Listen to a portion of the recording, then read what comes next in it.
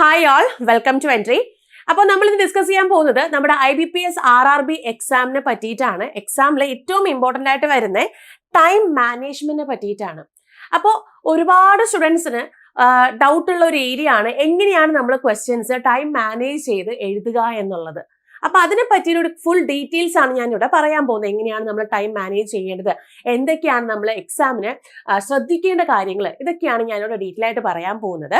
അപ്പോൾ നമുക്ക് ഈ പറയുന്ന നമ്മുടെ IBPS RRBയുടെ പ്രത്യേകത എന്ന് പറയുന്നത് 2023 വരെയും നമുക്ക് ഒരു കോമ്പോസിറ്റ് ടൈമേ ഉണ്ടായിരുന്നുള്ളൂ പ്രിലിംസിന്. അതായത് 45 മിനിറ്റിനുള്ളിൽ വെച്ചിട്ട് 2 സെക്ഷൻസ് ചെയ്തെടുത്താൽ മതിയായിരുന്നു.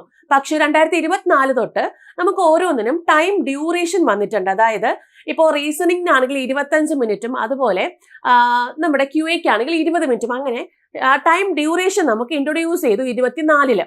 അപ്പോൾ ടൈം ഡ്യൂറേഷൻ എന്ന് പറയുമ്പോൾ നമുക്കൊരു സെക്ഷൻ ചെയ്യാൻ ഇത്ര ടൈമേ ഉണ്ടാവുള്ളൂ. അപ്പോൾ അത് നമ്മൾ കറക്റ്റ് ആയിട്ട് ടൈം മാനേജ്മെന്റ് നമ്മൾ പഠിക്കുന്ന സമയം തൊട്ടേ, അല്ലെങ്കിൽ നമ്മൾ എപ്പോഴാണോ ഡെയിലി ടെസ്റ്റുകൾ ചെയ്ത് തുടങ്ങുന്നത് ആ ടൈം തൊട്ട് നമ്മൾ കീപ്പ് ചെയ്ത് പോയി കഴിഞ്ഞാലേ നമുക്ക് കറക്റ്റ് ഒരു ടൈം മാനേജ് ചെയ്ത് പോകാൻ പറ്റുള്ളൂ. അപ്പൊ അതിനെ പറ്റിയിട്ടുള്ള ഒരു ഫുൾ ഡീറ്റെയിൽ ആണ് ഞാൻ ഇവിടെ പറയാൻ പോകുന്നത്. അപ്പോൾ ഈ ഒരു ടൈം മാനേജ്മെന്റ് എന്ന് പറയുമ്പോൾ നമുക്ക് ഈ സെക്ഷണൽ ടൈമിംഗ് ആണ് ഏറ്റവും ഇമ്പോർട്ടന്റ് ആയിട്ട്, അല്ലെങ്കിൽ നമുക്ക് ഒരുപാട് ഒരു ബുദ്ധിമുട്ട് പോലെ, അല്ലെങ്കിൽ കുറേ പേർക്ക് ബുദ്ധിമുട്ട് പോലെ തോന്നുന്നത് ഈ സെക്ഷണൽ ടൈമിങ്ങിലാണ്. അപ്പോൾ സെക്ഷണൽ ടൈമിങ്ങും അതിന്റെ ഇമ്പാക്റ്റും എന്താ നമുക്ക് നോക്കാം.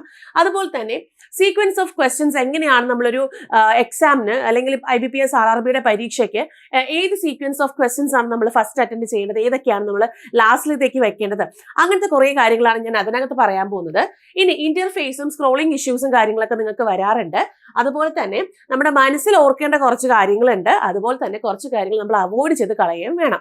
അങ്ങനത്തെ ഒരു 5 പോയിന്റ്സ് വെച്ചിട്ടുള്ളതാണ് ഞാനിവിടെ നിങ്ങൾക്ക് ഡീറ്റെയിൽ ആയിട്ട് പറയാൻ പോകുന്നത്. അപ്പം ഫസ്റ്റ് നമ്മൾ ഇതിന്റെ പാറ്റേൺ അറിഞ്ഞിരിക്കാം. നേരത്തെ പറഞ്ഞു, numerical ability 40 question 40 mark 20 minute, reasoning ability 40 question 40 mark 25 minute ആണ്. അങ്ങനെ ടോട്ടൽ 80 ക്വസ്റ്റ്യൻ 80 മാർക്ക് 45 മിനിറ്റ് ആണ്. നമുക്ക് സാധാരണ നമ്മുടെ IBPSന്റെ പരീക്ഷയ്ക്കൊക്കെ അല്ലെങ്കിൽ SBയുടെ പരീക്ഷയ്ക്കൊക്കെ ഓരോ സെക്ഷനും 20 മിനിറ്റ് വെച്ചിട്ടാണ് തന്നിട്ടുള്ളത്. അപ്പൊ എന്തുകൊണ്ടായിരിക്കും 25 മിനിറ്റ് നമുക്ക് ഇവിടെ തന്നിട്ടുണ്ടാവുക? ആക്ച്വലി നമുക്ക് 2023 പരീക്ഷ സാധാരണ ഗതിയിൽ നോക്കുകയാണെങ്കിൽ ക്വാണ്ടിറ്റേറ്റീവ് ആപ്റ്റിറ്റ്യൂഡ് എപ്പോഴും നമുക്ക് കുറച്ച് റീസണിങ്ങിനെക്കാട്ടിലും കുറച്ചും കൂടി ഒരു മോഡറേറ്റ് ലെവലിൽ നമുക്ക് വരുന്നതാണ് ക്വാണ്ടിറ്റേറ്റീവ് ആപ്റ്റിറ്റ്യൂഡ്. പക്ഷേ 2023 പ്രകാരം നമുക്ക് ഈ റീസണിങ് കുറച്ച്, അതായത് ക്വാൻസിനെക്കാട്ടിലും കുറച്ചും കൂടി മേലെയാണ് നമുക്ക് ആ ഒരു അറ്റൻഡ് ചെയ്യാനുള്ളതായിരുന്നാലും മോഡറേറ്റ് ക്വസ്റ്റ്യൻസ് ലെവലായിരുന്നാലും ഒക്കെ റീസണിങ് ആണ് ഹൈ ആയിട്ട് നിന്നത്. അതുകൊണ്ടാണ് നമുക്ക് സെക്ഷണൽ ടൈമിംഗ് അവിടെ 25 മിനിറ്റ് അവിടെ തന്നതും അതുപോലെ 20 മിനിറ്റ് ഇങ്ങനെയാണ് നമ്മൾ അസ്യൂം ചെയ്യുന്നത്.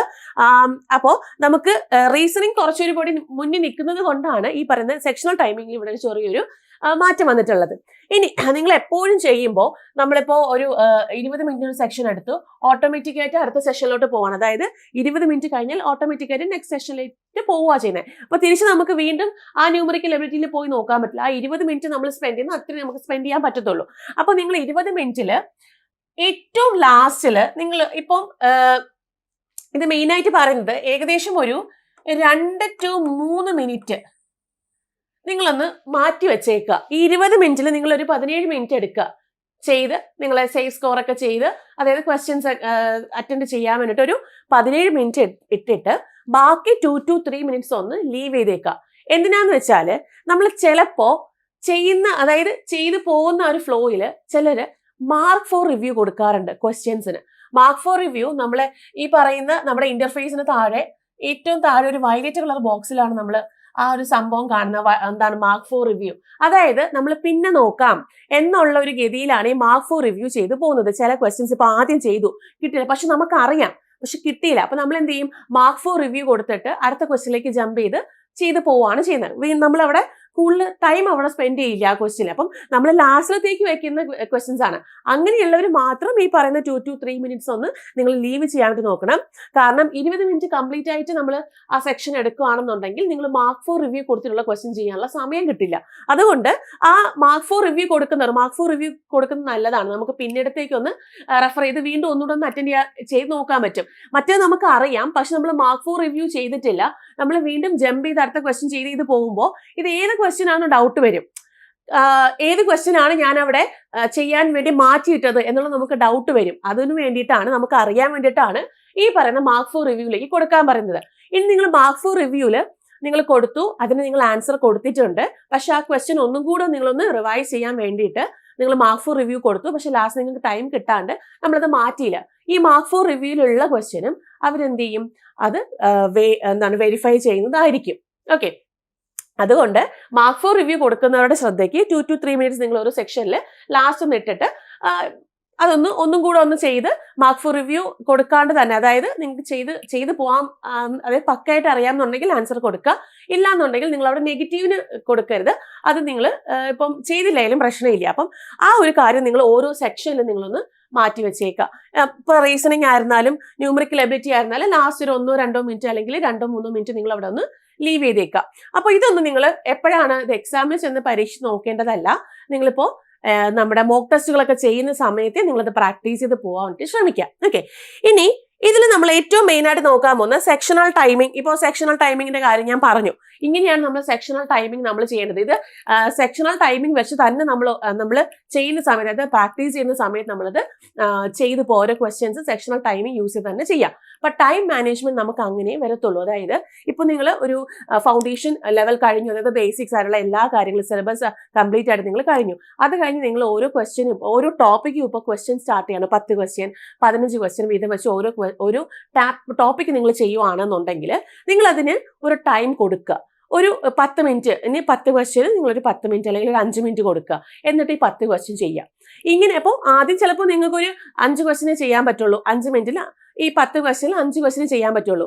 പക്ഷേ ഇത് റിപ്പീറ്റ് ചെയ്ത് നിങ്ങൾ പോവുകയാണെന്നുണ്ടെങ്കിൽ 5 മിനിറ്റിനുള്ളിൽ വെച്ചിട്ട് 10 ക്വസ്റ്റ്യൻ ചെയ്യാനുള്ള കറക്റ്റ് ഒരു ടൈം മാനേജ്മെന്റ് സ്ട്രാറ്റജി നമുക്ക് അവിടെ വരും.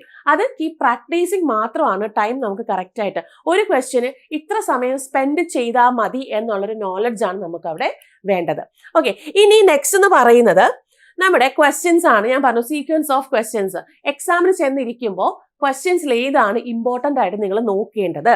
ഇപ്പോൾ ന്യൂമറിക്കൽ എബിലിറ്റി നമുക്ക് ആദ്യം വന്നു. ഓക്കെ, ന്യൂമറിക്കൽ എബിലിറ്റിയിൽ സേഫ് സ്കോറിൽ വരുന്ന പോർഷൻസ് ആണ് ഞാൻ ഈ ആദ്യം കാണിച്ചിരിക്കുന്നത്.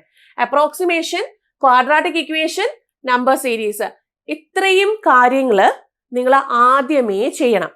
അതായത് ഇത് നിങ്ങൾ പഠിക്കുന്ന സമയം തൊട്ടേ ക്വാഡ്രാറ്റിക് ആയിരുന്നാലും മിസ്സിംഗ് നമ്പർ സീരീസ് ആയിരുന്നാലും അപ്രോക്സിമേഷൻ അല്ലെങ്കിൽ സിംപ്ലിഫിക്കേഷൻ, ഈ പറയുന്ന കാര്യങ്ങൾ അതായത് നമ്മൾ പഠിക്കുന്ന സമയം തൊട്ടേ ആദ്യമേ ചെയ്ത് ശീലിച്ച് പോകാൻ വേണ്ടി ശ്രമിക്കുക. കാരണം ഇതൊക്കെ ബൾക്ക് ആയിട്ടായിരിക്കും ചോദിക്കുക. ചിലപ്പം ഇത് 5 to 10 ക്വസ്റ്റ്യൻസ് ചോദിക്കാം, ക്വാഡ്രാറ്റിക് അപ് ടു 5 ക്വസ്റ്റ്യൻസ് ചോദിക്കാം, number series up to 5 questions ചോദിക്കാം.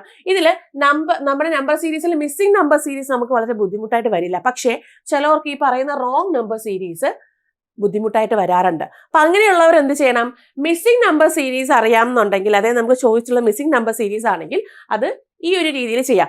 റോങ് നമ്പർ സീരീസ് നന്നായിട്ട് ചെയ്യാൻ അറിയാവുന്നവര് ഇത് നേരെ നമ്മൾ ഈ പറയുന്ന സെക്ഷനിലോട്ട് നിങ്ങൾ ചെയ്യണം. ഇനി അത് അറിയില്ല എന്നുണ്ടെങ്കിൽ നിങ്ങൾ എന്ത് ചെയ്യുക, നമ്മൾ ഈ പറയുന്നത് ഏറ്റവും ലാസ്റ്റിലത്തേക്ക്, അതായത് റോങ് നമ്പർ സീരീസ് ഏറ്റവും ലാസ്റ്റിലത്തേക്ക് വെക്കാം. ഇനി നിങ്ങൾ ക്വാഡ്രാറ്റിക് ഇക്വേഷൻ ചെയ്തു, മിസ്സിംഗ് നമ്പർ സീരീസ് ചെയ്തു, ഇതിൽ 5 ക്വസ്റ്റ്യൻ വീതം വെച്ചിട്ടുണ്ട്. അതിൽ നിങ്ങൾക്ക് 4 ക്വസ്റ്റ്യനെ കിട്ടിയുള്ളൂ. ക്വാഡ്രാറ്റിക് ചെയ്തപ്പോൾ 4 ക്വസ്റ്റ്യനെ കിട്ടിയുള്ളൂ. അപ്പോൾ അതേ നെക്സ്റ്റ് ക്വസ്റ്റ്യൻ, അതായത് 5ാമത്തെ ക്വസ്റ്റ്യൻ നിങ്ങൾ നോക്കിയപ്പോഴത്തേക്കും കിട്ടുന്നില്ല. നിങ്ങൾ എന്താ ചെയ്യുന്നത്, അത് അവിടെ തന്നെ ലീവ് ചെയ്തേക്ക്, അടുത്ത ക്വസ്റ്റ്യനിലേക്ക് പോ. 4 ക്വസ്റ്റ്യൻ കിട്ടിയില്ലേ, ഒരെണ്ണയിൽ നമുക്ക് പോയിട്ടുള്ളൂ, അത് നമുക്ക് പിന്നെ ടൈം ഉണ്ടെങ്കിൽ നോക്കാം അല്ലെ. അതിന്റെ പിറകെ ഇരുന്ന് ബാക്കിയുള്ള ക്വസ്റ്റ്യൻസും കൂടെ ചെയ്യാനുള്ള ടൈം നമ്മൾ കളയരുത്. അടുത്ത ക്വസ്റ്റ്യനിലേക്ക് ജമ്പ് ചെയ്ത് പോവാന്നുള്ളതാണ്. അപ്പോൾ ഇത്രയും സേഫ് സ്കോറിലാക്കിയിട്ട് വേണം താഴെ വന്നിരിക്കുന്ന പോർഷനിലോട്ട് പോവാൻ. അതായത് ഇത് തന്നെ ഏകദേശം നമുക്കൊരു 10 to 12 ക്വസ്റ്റ്യൻസ് കിട്ടാനുള്ള ചാൻസ് ഉണ്ട്. അത് നമ്മളെ ഓരോ ഷിഫ്റ്റ് അനുസരിച്ച് വേരി ചെയ്തിരിക്കും. ഇനി വരുന്നതാണ് ഡേറ്റ ഇന്റർപ്രിട്ടേഷൻ. വളരെ ഇമ്പോർട്ടന്റ് ആയിട്ട് വരുന്നതാണ്. നെക്സ്റ്റ് ചെയ്യേണ്ടത്, ഇത് ഇത്രയും ചെയ്തതിനു ശേഷം നെക്സ്റ്റ് ചെയ്യേണ്ടതാണ് ഡേറ്റ ഇന്റർപ്രിട്ടേഷൻ, DI. അതിൽ നമുക്കൊരു 2-3 DIs തരും. ആ 2-3 DIസിൽ ഒരു DI, അതായത് നമുക്ക് ഒരു DI മാത്രമേ മാക്സിമം, ഇപ്പോൾ 4 DI ആണെങ്കിൽ അല്ല 1 DI, അല്ലെങ്കിൽ ഇപ്പോൾ 3 DI ആണെങ്കിൽ 1 DI, അതായിരിക്കും കുറച്ച് ട്രിക്കി ആയിട്ട് വരിക. ബാക്കി 2 DIയും ഈസി ലെവലിൽ വരുന്ന DI തന്നെയായിരിക്കും. അത് കണ്ടുപിടിച്ച് അത് ചെയ്യുക. അത് മസ്റ്റായിട്ടും ചെയ്തിരിക്കണം. ബാക്കിയുള്ള ഒരു DI നിങ്ങൾ ചെയ്തില്ല, ഇപ്പൊ ട്രിക്കി ക്വസ്റ്റൻ ആണ്, ചെയ്യാൻ പറ്റുന്നില്ല, ആദ്യത്തെ ഒരു ചോദ്യം നോക്കി നമുക്ക് ഡേറ്റ കളക്ട് ചെയ്യാൻ പറ്റുന്നില്ല, ലീവ് ചെയ്തോ. ബാക്കി 2 DI ചെയ്തിട്ടില്ലേ, അപ്പോൾ തന്നെ നമുക്ക് അവിടെ 10 മാർക്ക് വീണില്ലേ. കറക്റ്റ് ആയിട്ട് ചെയ്യാം. ഇത് കഴിഞ്ഞിട്ട് വേണം അരിത്തമെറ്റിക് പോർഷനിലോട്ട് പോവാൻ. ഓക്കെ, അരിത്തമെറ്റിക് പോർഷനിലോട്ട് പോകുമ്പോൾ കംഫർട്ട് സോണിൽ നിൽക്കുന്ന ക്വസ്റ്റ്യൻസ് മാത്രം അറ്റൻഡ് ചെയ്യാം. അതായത് നമുക്ക് കുറച്ച് ക്വസ്റ്റ്യൻസ്, കുറച്ച് ഡയറക്റ്റ് ക്വസ്റ്റ്യൻസ് നമുക്ക് വരും. ഇപ്പൊ എല്ലാ ചോദ്യങ്ങളും, അതായത് അരിത്തമെറ്റിക്കിനകത്ത് വരുന്ന എല്ലാ ചോദ്യങ്ങളും ഭയങ്കര ലെങ്തി ആയിട്ട്, അല്ലെങ്കിൽ ഒരുപാട് ഡേറ്റാസ് തന്നിട്ട്, അല്ലെങ്കിൽ ഒരുപാട് ലോജിക്ക് നമ്മൾ അപ്ലൈ ചെയ്തിട്ടൊന്നും ചെയ്യേണ്ടതായി വരില്ല. അതിൽ ചിലപ്പോൾ 1, 2, 3 ചോദ്യങ്ങൾ ഈ പറയുന്ന ഒരു ഹാർഡ് ലെവൽ കീപ്പ് ചെയ്യുമായിരിക്കും. ബാക്കിയുള്ളത് നമുക്ക് സാധാരണ രീതിയിൽ തന്നെ ചെയ്തു പോകാൻ പറ്റുന്ന, അല്ലെങ്കിൽ ആവറേജ് വരുന്ന രീതിക്കുള്ള ചോദ്യം തന്നെയായിരിക്കും അവിടെ വരിക. അത് കണ്ടുപിടിച്ച് അത് സോൾവ് ചെയ്യണം. അത് മസ്റ്റായിട്ട്, ആ ഒരു കംഫർട്ട് സോണിലുള്ള ക്വസ്റ്റ്യൻസ് മസ്റ്റായിട്ട് നമ്മളത് സോൾവ് ചെയ്തിരിക്കണം. അതിൽ ചിലപ്പോൾ ഏജസിന്റെ ക്വസ്റ്റ്യൻ ആവാം, അല്ലെങ്കിൽ ചിലപ്പോൾ പ്രോഫിറ്റ് ആൻഡ് ലോസ് തന്നെ ആയിരിക്കും ഡയറക്റ്റ് തന്നിരിക്കുക. SICA ചിലപ്പോൾ ഭയങ്കര വലുതായിരിക്കും. ഒന്ന് വായിക്കുമ്പോൾ നമുക്ക് മനസ്സിലാവുമല്ലോ നമുക്ക് ചെയ്യാൻ പറ്റുമോ ഇല്ലയോ എന്നുള്ളത്. അതവിടെ ലീവ് ചെയ്തോളൂ, അടുത്ത ക്വസ്റ്റ്യനിലേക്ക് ജമ്പ് ചെയ്യുക. അപ്പോൾ അതിൽ നിന്ന് നിങ്ങൾക്ക് കംഫർട്ട് സോണിൽ വരുന്ന ക്വസ്റ്റ്യൻസ് അത്രയും എത്ര തന്നെയുണ്ടോ അത്രയും തന്നെ അരിത്തമെറ്റിക്കൽ ചെയ്യുക. ചെയ്തതിന് ശേഷം മാത്രമേ റോങ് നമ്പർ സീരീസിലേക്ക് പോവാവുള്ളൂ. റോങ് നമ്പർ സീരീസ് സ്ട്രെങ്ത്, അതായത് സ്ട്രോങ് ആയിട്ടുള്ളവർക്ക് ഇത് ആദ്യമേ അറ്റൻഡ് ചെയ്യാം. അതല്ലാന്നുണ്ടെങ്കിൽ ഏറ്റവും ലാസ്റ്റിലത്തേക്ക് വെക്കുക, എന്നിട്ട് ചെയ്യാം. ഈ റോങ് നമ്പർ സീരീസ് ആയിരുന്നാലും അതിലൊരു 3 ക്വസ്റ്റ്യൻസ് ഒക്കെ നമുക്ക് എന്താണ് നല്ല പോലെ പ്രാക്ടീസ് ചെയ്ത ഒരു കുട്ടിക്കാണെങ്കിൽ 3 ക്വസ്റ്റ്യൻ ഒക്കെ ഷുവർ ആയിട്ടും അത് കിട്ടും. ഒരു 2 ക്വസ്റ്റ്യൻസ് ഒക്കെ ട്രിക്കി ആയിട്ടൊക്കെ വരത്തുള്ളൂ. അത് നമുക്ക് ലീവ് ചെയ്താലും പ്രശ്നമില്ല, ബാക്കി നമ്മുടെ കയ്യിലുണ്ട്. അപ്പൊ ഇങ്ങനെ വേണം നിങ്ങൾ എന്ത് ചെയ്യാൻ, ക്വസ്റ്റ്യൻ അറ്റൻഡ് ചെയ്യാൻ. ആദ്യമേ ഡേറ്റ ഇന്റർപ്രിട്ടേഷനിൽ കയറി സ്റ്റിക്ക് ചെയ്യരുത്. അവിടെ ഒരുപാട് ടൈം നമുക്ക് കളയേണ്ടതായിട്ട് വരും. അത് നമ്മുടെ ബാക്കിയുള്ള ടോപ്പിക്സിനെ ബാധിക്കും. ഇതൊക്കെയാണ് ഏറ്റവും ബൾക്കി ലെവലിൽ നമുക്ക് ചോദിക്കുന്നതും നമുക്ക് എന്താണ് മാർക്ക് സ്കോർ ചെയ്യാനുള്ള ടോപ്പിക്കുകളാണ് ഇത് നമ്മൾ ആദ്യമേ ചെയ്ത് ആ മാർക്ക് അവിടെ സെറ്റ് ചെയ്ത് വെച്ചേക്കാം. എന്നിട്ട് നമ്മുടെ ഡേറ്റ ഇന്റർപ്രിട്ടേഷനിലേക്കും അരിത്തമെറ്റിക്കിലേക്കും റോങ് നമ്പർ സീരീസിലേക്കും പോവാം. ഇതിങ്ങനെ റിപ്പീറ്റ് ചെയ്തുകൊണ്ട് വന്നാൽ മതി. മനസ്സിലായോ? ഇത് നമ്മൾ ചെയ്തു, വീണ്ടും നമുക്ക് ടൈം ഉണ്ടെന്നുണ്ടെങ്കിൽ വീണ്ടും നോക്കുക, നമുക്ക് അവിടെ ഏതാണോ നമ്മൾ ലീവ് ചെയ്തിരിക്കുന്ന ക്വസ്റ്റ്യൻസ് അത് നോക്കുക, മാർക്ക് ഫോർ റിവ്യൂ ഇടുക, എന്നിട്ട് അത് നോക്കുക. നോക്കിയിട്ട് കിട്ടുന്നില്ല എന്നുണ്ടെങ്കിൽ മാർക്ക് ഫോർ റിവ്യൂ മാറ്റിക്കോ, നമുക്ക് ചെയ്യേണ്ട കാര്യമില്ല. നിങ്ങൾ 1 വട്ടം നോക്കി 2 വട്ടം നോക്കി കിട്ടിയില്ല, പിന്നെ ആ ക്വസ്റ്റ്യന് പിറകെ പോകേണ്ട ആവശ്യമില്ല, നിങ്ങൾ അടുത്ത ക്വസ്റ്റ്യനിലേക്ക് പോകും. അതെന്തായാലും കിട്ടിയിരിക്കും. അതായത് ഒരു എക്സാമിന് ഇത്ര ആവറേജ് ക്വസ്റ്റ്യൻസ് നമുക്ക് ചെയ്യാൻ പറ്റിയിരിക്കും. ബാക്കി കുറച്ച് ക്വസ്റ്റ്യൻസ് ആയിരിക്കും ഈ ഹോട്ട് ലെവൽ തിങ്കിങ് ഒക്കെ വരുന്ന ക്വസ്റ്റ്യൻസ്, അല്ലെങ്കിൽ ഒരു ഹൈ ലെവൽ തിങ്കിങ്ങിലൊക്കെ വരുന്ന ക്വസ്റ്റ്യൻസ്. അത് നമ്മൾ അറ്റൻഡ് ചെയ്തില്ല എന്ന് വിചാരിച്ചിട്ട് കുഴപ്പമില്ല. പ്രിലിംസ് എപ്പോഴും ക്രാക്ക് ചെയ്യേണ്ടത് ഒരു സ്മാർട്ട് സ്ട്രാറ്റജി യൂസ് ചെയ്തിട്ടാണ്. അതായത് സ്മാർട്ടായിട്ട് വർക്ക് ചെയ്ത് കഴിഞ്ഞാൽ പ്രിലിംസ് ഈസി ആയിട്ട് നമുക്ക് ക്രാക്ക് ചെയ്യാൻ പറ്റും. നമ്മൾ ഹാർഡായിട്ട് ഒരു ഹാർഡ് സ്ട്രാറ്റജി എടുക്കരുത്, അല്ലെങ്കിൽ ആ ഒരു രീതിക്കുള്ള സ്ട്രാറ്റജി എടുക്കരുത്. ഹാർഡ് സ്ട്രാറ്റജി എപ്പോഴും എടുക്കേണ്ടത് എവിടെയാണ്? മെയിൻസ് ലെവലിൽ വേണം എടുക്കാൻ. ഇതൊരു സ്മാർട്ട് വർക്ക് തന്നെ നമുക്ക് വേണം. നമ്മൾ പ്രിലിംസിന് പഠിക്കുന്ന, അതായത് ഫൗണ്ടേഷൻ ലെവൽ സ്റ്റാർട്ട് ചെയ്യുന്ന സമയം തൊട്ടേ നമുക്ക് ആ പ്രിലിംസിന്റെ ടോപ്പിക്സിൽ ഒരു ഐഡിയ വേണം. ഇത് ഞാൻ ചെയ്യും എന്നുള്ള കാര്യം ഒരു ഐഡിയ വേണം. ആ ഐഡിയ അനുസരിച്ചിട്ട് ഡെയിലി ക്വിസ് ചെയ്യുമ്പോഴായിരുന്നാലും, നിങ്ങളിപ്പോൾ ഫുൾ ലെങ്ത് മോക്ക് ടെസ്റ്റ് ചെയ്യുമ്പോഴായിരുന്നാലും ഒക്കെ ആ ഐഡിയ നിങ്ങൾ അതിനകത്ത് വർക്ക് ചെയ്യുക. അതിനകത്ത് നിങ്ങൾ എത്രത്തോളം നിങ്ങളുടെ മോക്ക് ടെസ്റ്റുകളിൽ നിങ്ങൾ അത് വർക്ക് ചെയ്യുന്നോ അത് നമ്മുടെ മെയിൻ ആയിട്ടും വരുന്ന എക്സാംസിൽ അത് ബാധിക്കുക തന്നെ ചെയ്യും. അപ്പൊ അതുകൊണ്ട് ആ ബാധിക്കുക എന്ന് പറഞ്ഞാൽ പോസിറ്റീവ് രീതിയിലാണ് പറഞ്ഞത്. അത് നമുക്ക് കറക്റ്റ് ആയിട്ട് ഇതിനകത്തുനിന്ന് സോർട്ട് ചെയ്ത് നമുക്ക് ചെയ്യാൻ വേണ്ടി സാധിക്കും. അപ്പോൾ ഈ വരുന്ന ചേഞ്ചസ് കാര്യങ്ങളൊക്കെ നിങ്ങൾ മോക്ക് ടെസ്റ്റ് ചെയ്യുമ്പോഴേ, അതായത് പ്രാക്ടീസ് ചെയ്യുന്ന സമയത്തേ ചെയ്യുക. ഇതൊന്നും നമ്മളെ എക്സാം ലെവലിൽ കയറി അതായത് ഒന്ന് ട്രൈ ചെയ്ത് നോക്കേണ്ട കാര്യമല്ല. ഇത് ഒക്കെ ട്രൈ ചെയ്ത് നോക്കേണ്ടത് നമ്മളെ മോക്ക് ടെസ്റ്റുകളും നമ്മൾ പ്രാക്ടീസ് ചെയ്യുന്ന സമയത്ത് മാത്രമാണ്. റിയൽ എക്സാമിൽ ഓട്ടോമാറ്റിക് ആയിട്ട് നമ്മൾ അങ്ങനെ തന്നെ നമ്മൾ ചെയ്തു പോകും. ഓക്കെ, ഇനി റീസണിങ്ങിന്റെ കാര്യം നോക്കുമ്പോൾ inequality, syllogism, alpha numeric, scoring, decoding ഇതൊന്നും വിട്ടുകളയേണ്ടതല്ല. ഇതൊക്കെ ബൾക്കായിട്ട് ചോദിക്കുന്നതാണ്. ഇത് സൈഡാക്കിക്കോ, ഇത് ആദ്യമേ ചെയ്തങ്ങ് സൈഡാക്ക്, 5 മിനിറ്റിനുള്ളിൽ ചെയ്യാൻ നോക്ക്. ഇത് ഈ പറയുന്ന ഇത്രയും ടോപ്പിക്ക് 5 മിനിറ്റിനുള്ളിൽ ചെയ്യാൻ നോക്ക്. കാരണം നമുക്ക് 25 മിനിറ്റേ ഉള്ളൂ. നിങ്ങൾക്ക് വേണമെങ്കിൽ 5 to 7 മിനിറ്റ് എടുക്കാം, ചെയ്യേ. ബാക്കിയുള്ളത് ബാക്കിയിലോട്ട് കൊടുത്തേ. അതായത് blood relation, distance and direction അതിന് ശേഷം ചെയ്യാം. ചിലപ്പോൾ ഇത് ബൾക്കായിട്ട് ചോദിക്കാറുണ്ട് ചില ഷിഫ്റ്റിൽ. അതായത് ഇതൊരു 3 ക്വസ്റ്റ്യൻ ഒക്കെ ചില ഷിഫ്റ്റുകളിൽ. അത് നമുക്ക് അപ്പോൾ അതിലോട്ട് ഇത് ചെയ്യാവുന്നതാണ്. അപ്പൊ ആദ്യം ചെയ്യാൻ പറ്റുന്ന ഇത്രയും ടോപ്പിക് ഉണ്ടെന്നുണ്ടെങ്കിൽ അത് ചെയ്യാം. എന്നിട്ട് വേണം ബ്ലഡ് റിലേഷനും ഡിസ്റ്റൻസ് ആൻഡ് ഡയറക്ഷനിലോട്ട് പോവാൻ, കാരണം അത് വരച്ച് ചെയ്യേണ്ടതാണ്, ടൈം എടുക്കും. ഇനി നെക്സ്റ്റ് അത് നിങ്ങൾ എത്രയാണ്, ഇപ്പൊ ഇവിടെ 7 മിനിറ്റ് എടുത്തെങ്കിൽ നിങ്ങൾ 3 മിനിറ്റിനുള്ളിൽ വെച്ച് ചെയ്തെടുക്കണം. 10 മിനിറ്റ് ഇവിടെ നമ്മൾ സ്പെൻഡ് ചെയ്തു, ബാക്കി എത്ര മിനിറ്റ് ഉണ്ട് നമ്മുടെ കയ്യില്? ബാക്കി 15 മിനിറ്റ് ഉണ്ട്. 15 മിനിറ്റ് ഉണ്ട്. ഈ 15 മിനിറ്റ് നിങ്ങൾ ഈ പസിൽസ് ആൻഡ് സീറ്റിംഗ് അറേഞ്ച്മെന്റിൽ കൊടുത്തേ. പസിൽസ് ആൻഡ് സീറ്റിംഗ് അറേഞ്ച്മെന്റ് ചെയ്യുന്നതും കംഫർട്ട് സോണിലുള്ളത് വേണം ചെയ്യാൻ. പസിൽസ് ആൻഡ് സീറ്റിംഗ് അറേഞ്ച്മെന്റ് നമുക്ക് പ്രിലിംസിനൊക്കെ വരുമ്പോൾ ഒരു 3 പസിൽസ് സീറ്റിംഗ് അറേഞ്ച്മെന്റും കൂടെ ചേർത്തിട്ട് 3 ആയിരിക്കും ചോദിക്കുക, 3 സെറ്റ് ആയിരിക്കും. അതായത് ചിലപ്പോൾ 12 മാർക്ക് അല്ലെങ്കിൽ 15 മാർക്കിനായിരിക്കും ആ സബ് ക്വസ്റ്റ്യൻസ് കൂടെ ചേർത്തിട്ട് വരിക. അപ്പൊ അതിനകത്ത് 2 മസ്റ്റ് ആയിട്ട് നമുക്ക് ചെയ്യാൻ പറ്റും. ഒരെണ്ണം കുറച്ചൊന്നും നമ്മളൊന്ന് ഇരുത്തി ചിന്തിക്കേണ്ടതായിട്ട് വരും. അത് നിങ്ങൾ ലീവ് ചെയ്തോ, ഒരു പ്രശ്നമില്ല. ബാക്കി 2 ചെയ്തിരിക്കണം, മസ്റ്റ് ആയിട്ടും ചെയ്തിരിക്കുക. വെയിറ്റേജ് ഉള്ള ടോപ്പിക്കാണ്, അത് ലീവ് ചെയ്ത് കളയാൻ പറ്റില്ല. അതിൽ ഒരു ചോദ്യം പോലും ലീവ് ചെയ്ത് കളയാൻ പറ്റില്ല. അതായത് ഇപ്പൊ ഞാൻ പറയാം, ഒരു സെറ്റൊക്കെ നമുക്ക് ലീവ് ചെയ്യാനും പ്രശ്നമില്ല, പക്ഷേ ഫുൾ സെറ്റ് നമുക്ക് ലീവ് ചെയ്ത് കളയാൻ പറ്റില്ല. പിന്നെ നമുക്ക് വരുന്നതാണ് മിസലേനിയസ് ആയിട്ട് വരുന്ന സിംഗിൾ ക്വസ്റ്റ്യൻസ്. അത് നമ്മൾ ഏറ്റവും ലാസ്റ്റ്, നിങ്ങൾക്ക് ഇപ്പം എന്തായാലും റിമൈനിങ് സമയം നിങ്ങൾ കറക്റ്റ് ആയിട്ട് പഠിച്ചു പോകുന്ന ഒരു കുട്ടിയാണെന്നുണ്ടെങ്കിൽ നിങ്ങൾക്ക് ലാസ്റ്റ് കുറച്ച് ടൈം ഉണ്ടായിരിക്കും, ഷുവറായിട്ട് ഉണ്ടായിരിക്കും.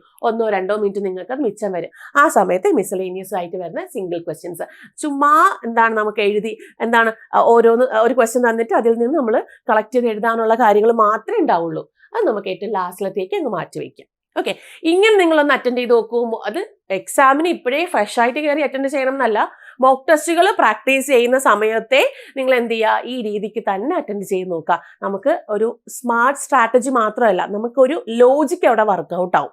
അത് കറക്റ്റായിട്ട് നമുക്ക് നമ്മുടെ എക്സാമിന് അത് പ്രതിപാദിക്കുകയും ചെയ്യും. അപ്പൊ അതുകൊണ്ട് ആ രീതിയിൽ തന്നെ നിങ്ങളൊന്ന് ചെയ്ത് നോക്കുക. ഓക്കെ, ഇനി ഇതിനകത്ത് നമ്മൾ കുറച്ച് കാര്യങ്ങളൊക്കെ മനസ്സിൽ കീപ്പ് ചെയ്യേണ്ട കുറച്ച് കാര്യങ്ങളുണ്ട്. ആദ്യത്തേത് ബി റിയൽ ആൻഡ് നാച്ചുറൽ.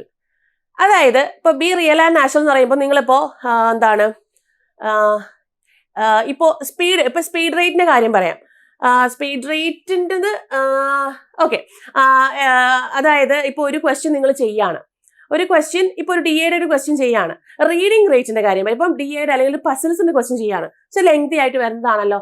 നിങ്ങൾ എങ്ങനെയാ വായിക്കുക? നമ്മൾ ഫൗണ്ടേഷൻ ലെവലൊക്കെ കയറുന്ന സമയത്ത് പയ്യെ ആയിരിക്കും വായിക്കുന്നത്. കുറച്ച് നാൾ കഴിയുമ്പോഴത്തേക്കും നമ്മൾ കുറച്ചും കൂടി സ്പീഡ് കൂട്ടി നമുക്ക് ഒന്ന് മനസ്സിലാവുന്ന രീതിയിൽ വായിക്കും. പിന്നെ നമുക്ക് ഭയങ്കര ഫാസ്റ്റ് ആയിട്ട് വായിക്കണം എന്നല്ല ഞാൻ പറഞ്ഞത്.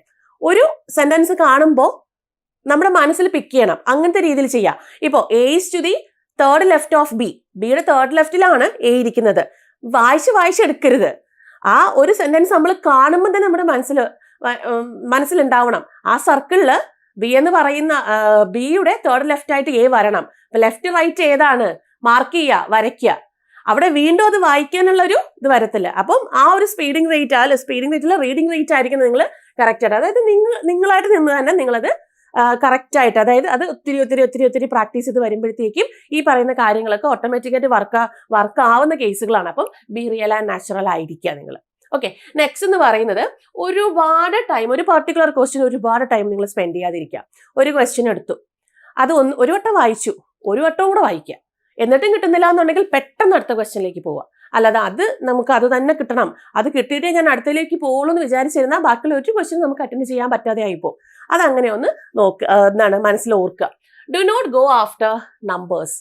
നിങ്ങളിപ്പോൾ എക്സാമിന് കയറുമ്പോൾ തന്നെ നിങ്ങൾ വിചാരിക്കുകയാണ് എനിക്ക് 60+ മാർക്ക് സ്കോർ ചെയ്യണം, 70+ മാർക്ക് സ്കോർ ചെയ്യണം. അങ്ങനെ ഒന്നും നിങ്ങൾ വിചാരിച്ച് എക്സാം ഹാളിൽ കയറരുത്. നിങ്ങൾക്ക് അപ്പം എന്താണോ തോന്നുന്നത് അത് നിങ്ങൾ അറ്റൻഡ് ചെയ്യുക. 60+ എന്ന് പറയുമ്പോൾ നിങ്ങൾക്ക് എന്തായിരിക്കും അവിടെ 60+ ആക്കാനുള്ള ഒരു തത്രപ്പാടിലായിരിക്കും ആ എക്സാം. ആകമൊത്തം നമുക്ക് നെഗറ്റീവ് വരാനുള്ളത് അല്ലെങ്കിൽ കൊളാവാനുള്ള എല്ലാ സാധ്യതയും നമുക്ക് അവിടെ വരും. ഞാൻ 60 ടെൻഷനായിരിക്കും. അതായത് ഇപ്പോൾ 60 എനിക്ക് എത്താൻ പറ്റിയില്ലല്ലോ എന്നുള്ള ടെൻഷൻ ഉണ്ടാവും. അതുകൊണ്ട് ഒരിക്കലും ആ നമ്പേഴ്സിന്റെ പിറകെ പോവരുത്. ഒരിക്കലും ഒരു എക്സാമിന് കയറുമ്പോൾ ടാർഗറ്റ് ഇത്ര നമ്പർ ഞാൻ ചെയ്യും എന്നുള്ളൊരു ടാർഗറ്റ് വെച്ച് ഒരിക്കലും കയറരുത്. നമ്മളെ കൊണ്ട് എക്സാം എന്ന് പറഞ്ഞാൽ റിയൽ ആയിട്ട് നടക്കുന്ന ഒരു സംഭവം. അപ്പോൾ ആ റിയൽ ആയിട്ട് നടക്കുന്ന ഒരു സംഭവത്തിൽ നമുക്ക് എത്രത്തോളം അതിൽ ഇഫോർട്ട് ഇട്ട് നമുക്കത് ചെയ്യാൻ പറ്റുന്നുണ്ട്, അത് നിങ്ങൾ കറക്റ്റായിട്ട് ചെയ്തെടുക്കുക. അത് എത്ര നമ്പേഴ്സ് ആയിരുന്നാലും പ്രശ്നമില്ല. പക്ഷെ ഇത്ര നമ്പേഴ്സ് അറ്റൻഡ് ചെയ്യണം എന്ന് നിങ്ങളുടെ മനസ്സിൽ ഉറപ്പിച്ചിട്ടുണ്ട് എന്നുണ്ടെങ്കിൽ അവിടെ നമ്മൾ അത്രയും നമ്പർ ആവില്ല എന്നുണ്ടെങ്കിൽ നമ്മുടെ മനസ്സിൽ അത്രയും ടെൻഷൻ കയറി വരുക ചെയ്യുന്നത്. ഓക്കെ, നെക്സ്റ്റ് ഇനി സഡൻ അപ്രോച്ച് ആണ്. അതായത് ഒരു അറ്റാക്കിംഗ് നടത്തുക. അതായത് ഇപ്പൊ ഞാൻ നേരത്തെ കാണിച്ചിരുന്ന ഈ സംഭവങ്ങളൊക്കെ ഉണ്ടല്ലോ, ഈ ആദ്യം കാണിച്ചിരിക്കുന്ന ഇതൊക്കെ കാണുമ്പോൾ തന്നെ കയറി അങ്ങ് അറ്റാക്ക് ചെയ്തു. ഇത് നമുക്ക് ഏറ്റവും സേഫ് സ്കോറിലെത്തുന്ന സാധനങ്ങളാണ്. അവിടെ ആലോചനയെ വേണ്ട, ആദ്യം കാണുമ്പോൾ തന്നെ ചാടിക്കേറി എന്ത് ചെയ്യുക, അത് നിങ്ങൾ സഡൻ ആയിട്ട് അപ്രോച്ച് ചെയ്യേണ്ട കാര്യമാണ്. അതൊന്ന് നോക്കിയേക്കുക. നെക്സ്റ്റ് എന്താണ്, ലാംഗ്വേജ് സെലക്ഷൻ. ലാംഗ്വേജ് സെലക്ഷൻ നിങ്ങളിപ്പോ ഇന്റർഫേസിൽ പോകുന്ന സമയത്ത് നമുക്ക് ക്വസ്റ്റ്യൻ ഇംഗ്ലീഷിലും മലയാളത്തിലും, ഇപ്പം RRB ആകുമ്പോൾ നിങ്ങൾക്ക് മലയാളത്തിലും ക്വസ്റ്റ്യൻ വ്യൂ ചെയ്യാൻ പറ്റും. അത് നിങ്ങൾക്ക് വേണമെങ്കിൽ മാത്രം മലയാളം ഓപ്ഷൻ കൊടുത്താൽ മതി, അല്ലെങ്കിൽ ഇംഗ്ലീഷ് ഓപ്ഷൻ കൊടുക്കുക. മറ്റത് മലയാളം കൊടുക്കുമ്പോഴത്തേക്കും നമ്മളിപ്പോൾ ക്വസ്റ്റ്യൻ പേപ്പറിനകത്ത് മലയാളം കാണുമ്പോൾ നമുക്കത് വായിച്ചു നോക്കുന്ന ടെൻഡൻസി കൂടും, അവിടെ ടൈം പോകും. അപ്പൊ അതിന്റെ ആവശ്യമില്ല. നിങ്ങൾക്ക് ഹിന്ദി കൊടുത്തു കഴിഞ്ഞാൽ പിന്നെ നമ്മൾ അങ്ങോട്ട് നോക്കില്ലല്ലോ. ഹിന്ദി വേറൊരു രീതിയിലാണല്ലോ അതിന്റെ ഫോമാറ്റ് വരുന്നത്. അപ്പൊ അതുകൊണ്ട് എന്താണ് നമുക്ക് ഈ പറയുന്ന എന്താണ് ഒരു എന്താ പറയാ, ഇപ്പൊ മലയാളത്തിലോട്ടുള്ള ഒരു ചായ്വ് നമുക്ക് ഹിന്ദിയിലോട്ട് വരത്തില്ല. അപ്പൊ അതുകൊണ്ട് തന്നെ നമ്മളത് വായിച്ച് നോക്കത്തില്ല, ഇംഗ്ലീഷിൽ മാത്രം സ്റ്റിക്ക് ചെയ്ത് പോകും. അപ്പൊ മലയാളം ചൂസ് ചെയ്യണം എന്നുണ്ടെങ്കിൽ ചെയ്യാം, പ്രശ്നമൊന്നുമില്ല. മലയാളം ചൂസ് ചെയ്യണ്ടെന്നുണ്ടെങ്കിൽ നിങ്ങൾക്ക് ഇങ്ങനെ ഈ രീതിയിൽ ചെയ്യാം. ഇനി മലയാളം ഫോണ്ടൊക്കെ ഇച്ചിരി വലുപ്പമായതുകൊണ്ട് നമുക്ക് സ്ക്രോൾ ചെയ്യാൻ ബുദ്ധിമുട്ടാണ്, അതും കൂടെ ഒന്ന് ഓർക്കുക. സ്ക്രോളിംഗ് ഇഷ്യൂസ് ഒക്കെ നമ്മൾ വരുന്നില്ലേ, അത് ഈ ലാംഗ്വേജിന്റെ അതിന്റെ ഫോമാറ്റ് ഇച്ചിരി, അതായത് വലിപ്പമുള്ള അക്ഷരങ്ങളായിട്ട് തന്നിട്ടുള്ളത്. അപ്പം ഒരു ക്വസ്റ്റ്യൻ പസിലൊക്കെ തന്നെ ഒരുപാട് എന്താണ് ലെങ്തി ആയിട്ടായിരിക്കും മലയാളം വരിക. മറ്റേ ഹിന്ദി ആകുമ്പോഴത്തേക്കും വളരെ ചുരുക്കത്തിലായിരിക്കും. അപ്പം നമുക്ക് സ്ക്രോൾ ചെയ്യാൻ എളുപ്പമായിരിക്കും. അപ്പം നിങ്ങൾക്ക് മലയാളം വേണമെന്നുണ്ടെങ്കിൽ ചൂസ് ചെയ്യാൻ ഞാനതൊരു ഓപ്ഷണലായിട്ട് പറഞ്ഞതാണ് കേട്ടോ, ഈ ലാംഗ്വേജ് സെലക്ഷന്റെ കാര്യം. ഓക്കെ, ഇനി നെക്സ്റ്റ് എന്ന് പറയുന്നത് തിങ്സ് ടു അവോയ്ഡ് ആണ്. തിങ്സ് ടു അവോയ്ഡ് എന്ന് പറയുന്നത് ന്യൂ ലാംഗ്വേജ് ലോജിക്കൽ പ്രോബ്ലംസ് ഒക്കെ എന്ത് ചെയ്യാം, മാർക്ക് ഫോർ റിവ്യൂ കൊടുക്കുക. വേറെ ഒന്നുമല്ല, നമ്മളിപ്പോൾ ഒരു ചാപ്റ്റർ എടുത്തു, ഒരു ടോപ്പിക്കിലെ ക്വസ്റ്റ്യൻ കണ്ടു, പക്ഷെ പുതിയ പാറ്റേണിലെ ക്വസ്റ്റ്യനാ, നമ്മൾ എന്ത് ചെയ്യും, നമ്മളവിടെ ഒന്ന് അറ്റൻഡ് ചെയ്ത് നോക്കാന്ന് പറഞ്ഞിരിക്കും. വേണ്ട, അങ്ങനെ അറ്റൻഡ് ചെയ്ത് നോക്കണ്ട. പുതിയതാണ്, നിങ്ങളത് പഠിച്ചിട്ടില്ല എന്നുണ്ടെങ്കിൽ മാർക്ക് ഫോർ റിവ്യൂ കൊടുത്തിട്ട് ഏറ്റവും ലാസ്റ്റ് ടൈം ഉണ്ടെങ്കിൽ മാത്രം അത് അറ്റൻഡ് ചെയ്യുക. അവിടെ ഒരു പരീക്ഷണം വേണ്ട. ഓക്കെ, ഇനി നെക്സ്റ്റ് എന്ന് പറയുന്നത് should not depend on length of the question. അതായത് ഇപ്പം പസിൽസിന്റെ ഒക്കെ ലെങ്തി ക്വസ്റ്റ്യൻസ് നിങ്ങൾ അറ്റൻഡ് ചെയ്യത്തില്ല. പലരും എന്താണ് അറ്റൻഡ് ചെയ്യത്തില്ല. കാരണം എന്താ വെച്ചാൽ അത് വായിച്ചിട്ട് എടുക്കുമ്പോഴത്തേക്ക് ഒരുപാട് ടൈം പോകുന്നൊക്കെ വിചാരിക്കും. പക്ഷേ ഈ ലെങ്തി ക്വസ്റ്റ്യനിലായിരിക്കും പെട്ടെന്നുള്ള ഡേറ്റാസ് ഉണ്ടാവുക. ആ ഡേറ്റാസ് വെച്ച് പെട്ടെന്ന് നമുക്ക് ആൻസർ കിട്ടാൻ ചെയ്യും. അപ്പോൾ ലെങ്ത് അനുസരിച്ചിട്ട് നിങ്ങൾ ഒരിക്കലും ഒരു ക്വസ്റ്റ്യന് വിലയിരുത്തരുതെന്നാണ്. ചിലപ്പോൾ വളരെ ഷോർട്ടായിട്ട് തന്നിരിക്കുന്ന ഒരു സീറ്റിംഗ് അറേഞ്ച്മെന്റ്, അതിലൊരു 2-3 സെന്റൻസേ ഉള്ളൂ, പക്ഷേ ഭയങ്കര ട്രിക്കി ആയിട്ടുള്ള കാര്യങ്ങളായിരിക്കും അതിനെ തന്നിരിക്കുക. നമുക്കത് ഒരിക്കലും തന്നെ ചെയ്താൽ കിട്ടത്തു പോലുമില്ല. അപ്പോൾ ലെങ്ത്തിനെ ഡിപ്പെൻഡ് ചെയ്ത് ഒരിക്കലും നിങ്ങൾ ഇത് ചെയ്യരുത്. നിങ്ങൾ ലെങ്തി ക്വസ്റ്റ്യൻസ് വന്നാലും ആദ്യം ഒരു പ്രാവശ്യം വായിച്ച് നിങ്ങൾക്ക് ഡേറ്റ കളക്ട് ചെയ്യാൻ പറ്റുന്നുണ്ടോ എന്ന് നോക്കിയിട്ട് വേണം നമ്മൾ അത് സ്കിപ്പ് ചെയ്യാൻ. അത് സ്കിപ്പ് ചെയ്യരുതെന്നാണ് എൻ്റെ ഒരു അഭിപ്രായം. ഓക്കെ, അപ്പോൾ ഇത്രയുമാണ് നമുക്ക് ഇതിനകത്ത് മെയിൻ ആയിട്ടും വരുന്നത്. അപ്പോൾ IBPS RRB ഇപ്പോൾ അറ്റൻഡ് ചെയ്യാൻ പോകുന്നവര് നിങ്ങൾ നിങ്ങളുടെ ആ ഒരു എന്താണ് ടോപ്പിക് വെയിറ്റേജ് ഒക്കെ ഒന്ന് നോക്കിയിട്ട് അതൊന്ന് നിങ്ങൾ അറ്റൻഡ് ചെയ്യുക. ഇനി അടുത്ത വർഷത്തേക്ക് നിങ്ങൾ വീണ്ടും എഴുതുമല്ലോ, അപ്പോൾ നിങ്ങൾ കറക്റ്റ് ആയിട്ടുള്ള രീതിയിൽ തന്നെ പഠിച്ച് കറക്റ്റ് ആയിട്ടുള്ള രീതിയിൽ അറ്റൻഡ് ചെയ്യാൻ വേണ്ടിയിട്ട് നമ്മുടെ എൻട്രി നിങ്ങൾക്കായിട്ടൊരു ബാങ്കിങ് ഗോൾഡ് ബാച്ച് സ്റ്റാർട്ട് ചെയ്യാണ്. ഇതൊരു 12 month പ്ലാനിങ്ങിലാണ് നമുക്ക് വരുന്നത്. അപ്പോൾ ഇനി നമുക്ക് അടുത്ത IBPS RRB വരുമ്പോൾ നമ്മൾ ഈ പറയുന്ന ഇത്രയും കാര്യങ്ങൾ നമ്മൾ വളരെ വ്യക്തമായിട്ട് തന്നെ ചെയ്തിരിക്കും. അതായത് ആദ്യത്തെ 3 മാസം സിലബസ് ബേസ്ഡ് ട്രെയിനിങ് ആണ്. സിലബസ് കവർ ചെയ്യുക എന്നുള്ളതാണ് മെയിൻ ആയിട്ട്, ഫൗണ്ടേഷൻ ലെവൽ ക്ലിയർ ചെയ്യുക. അടുത്ത 3 മാസം പ്രിലിംസിന്റെ ഏരിയയിലേക്ക് കടക്കുക എന്നുള്ളതാണ്. വീക്ക്ലി അസസ്മെന്റ് ആണ്, സ്പെഷ്യൽ ക്ലാസ് ഒക്കെ പ്രൊവൈഡ് ചെയ്ത് മെന്റർഷിപ്പ് സപ്പോർട്ടോട് കൂടി തന്നെ ഒരു വീക്ക്ലി അസസ്മെന്റ് ത്രൂ പ്രിലിംസിലേക്ക് കടക്കുക. അടുത്ത 3 മാസം എന്ന് പറഞ്ഞാൽ പ്രിലിംസ് പ്ലസ് മെയിൻസ് ആണ്. മെയിൻസിലേക്ക് കടന്ന് മെയിൻസിലെ ക്വസ്റ്റ്യൻസ്, അതായത് നമ്മളിപ്പോൾ ഒരു എക്സാം നോട്ടിഫിക്കേഷൻ വന്നു, ആ നോട്ടിഫിക്കേഷൻ വന്ന് എക്സാം ആകുമ്പോഴേക്കും നമ്മൾ പ്രിലിംസിനുള്ള എല്ലാ കാര്യങ്ങളും കഴിയും. അത് കഴിഞ്ഞ് റിസൾട്ട് വന്ന് അടുത്ത മെയിൻസ് ആകുമ്പോഴത്തേക്കും മെയിൻസിന്റെ എല്ലാ കാര്യങ്ങളും നമ്മളൊരു പകുതി വരെയെങ്കിലും നമ്മൾ സെറ്റ് ആവും, ഒരു 70% സെറ്റ് ആവും. അത് കഴിഞ്ഞ് അതിന്റെ റിസൾട്ട് വന്നാൽ നേരെ നമ്മുടെ ഇന്റർവ്യൂ ട്രെയിനിങ് ആയിരിക്കും പോകുന്നത്. അടുത്ത ഒരു 3 മാസം ഇന്റർവ്യൂ ട്രെയിനിങ്, അതായത് ഉണ്ണികൃഷ്ണൻ സാറിന്റെ ഇന്റർവ്യൂ ട്രെയിനിങ് ആണ് അവിടെ നടക്കുന്നത്.